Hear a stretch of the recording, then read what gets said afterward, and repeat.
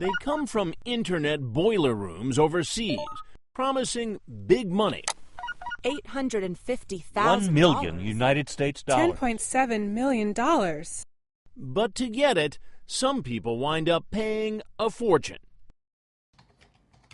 Tonight, our story starts in Connecticut, where this woman got one of those emails. We've agreed to use only her first name, Shireen. When I received the email, the man, he claimed to be a barrister in Nigeria. And before she realized it, she was caught up in a sophisticated scheme that stole her life savings. But she felt so foolish, she was reluctant to tell anyone. I was almost, like crying and everything, and I was just taking money out from my IRA. How hard was it for you, Shireen, to actually go to the police? Very hard. I'm proud of her for coming forward. I don't know whether I would be able to come forward and face family members and friends to say I fell for this. Gary McNamara of the Fairfield, Connecticut Police says when his department got the case, he could hardly believe it. Here's an educated woman in an affluent community with family, and still she gets taken by these guys. Yeah, we're all vulnerable when it comes to hope. Thousands of people fall for similar scams, but they rarely admit it. The scams can fool people you'd think would be too smart to be taken in. But Sergeant James Perez says that's because the thieves are surprisingly sophisticated, and their scams may not be very obvious at the start. Most of the victims are well educated. We're talking about professors, doctors. It runs the whole gamut. How do they fall for these scams? Well, these scammers, these cyber criminals, are extremely intelligent in psychological warfare. Oftentimes, they're not going to ask for money right away. They're going to play the game, and they're going to psychologically stroke her for as much as they can before they actually start the attack. Like an online sexual predator grooms a potential target. Absolutely. I like to say attack because that's truly what it is. So just how does the scam work? For Shireen, it involved a series of phony documents, starting with an email from a lawyer overseas, Barrister Davis, about a tragic accident. Dear Shireen, unfortunately, they all lost their lives. And he tells her that he's the attorney for this family who had a horrific accident and that they left behind a vast fortune of about $15 million.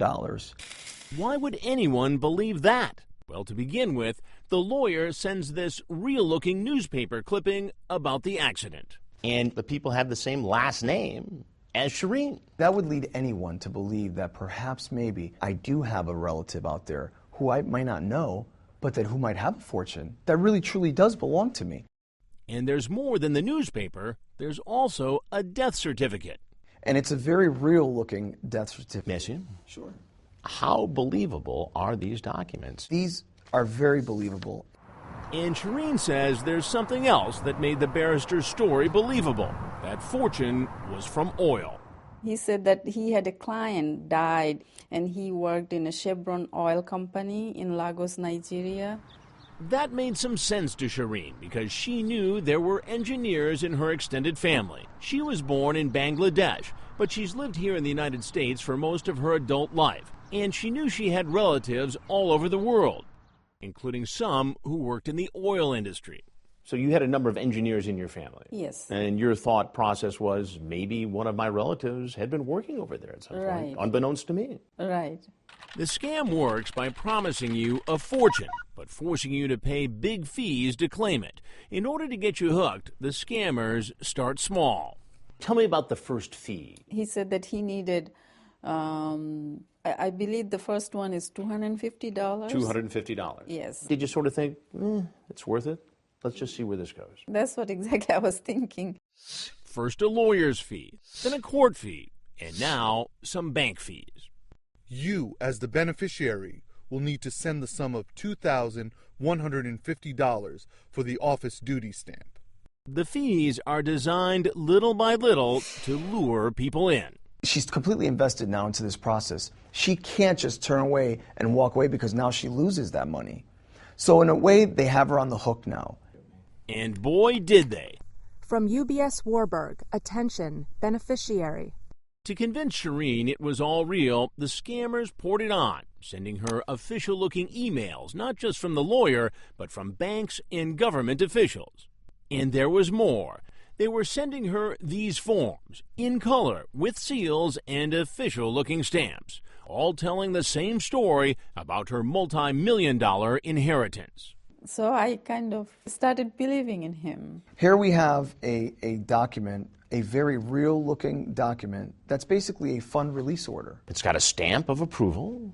It's got her name on it. So it's customized for Shireen. Absolutely. It lists her as the beneficiary. These are very convincing documents. Foreign Operations Department, Lagos, Nigeria. The meeting of the board of directors held on March 7th, 2008. And it basically lays out this whole $15 million transfer. Of course, she's elated because she is well on her way to get her fortune. And of course, since she's invested in it already, she has to continue. By now, Shireen not only has sent money, she's even made a trip to London to meet face-to-face with people she thought were bankers handling her inheritance. She gave them another $10,000, hoping it was the final fee. And before long, an email from the bank with good news. Dear Madam, your total sum of US $15 million is expected to be in your account today. At this point, the congratulatory letters are coming in, and everyone's signing off. Everything appears like it's going exactly the way it should be. She's so close. She's so close. She could almost see the money. She can smell it. She can taste it in her bank account. The scammers managed to get Shireen to be emotionally invested here. Right. They're literally pulling the puppet strings. But suddenly, a problem. The bank says the money transfer can't go through. Dear Madam, our transfer of $15 million reflected back to our account. The bank says the fund is frozen until Shireen provides some official documents. There's this thing called an inheritance tax clearance, a certificate. An inheritance tax clearance certificate. Exactly. And a clean bill of record. And guess what? They're going to cost a bundle. The crooks are moving in for the big score. Now, these two items, of course, aren't going to cost a few thousand. It comes to a total of $165,000. $165,000. Just to be able to reach out and grab the money because it's right there. Little by little, 300, 500, 1,700, 15,000, 25,000, and now this is the big score. This is it. In the end, Shireen lost her life savings, more than $200,000, and chances are she'll never get a dime of it back. But believe it or not, the scammers still think they've got Shireen on the hook for even more. What they don't know is that she's agreed to let Dateline step in. Nice to see you. Come on up. And try to turn the tables.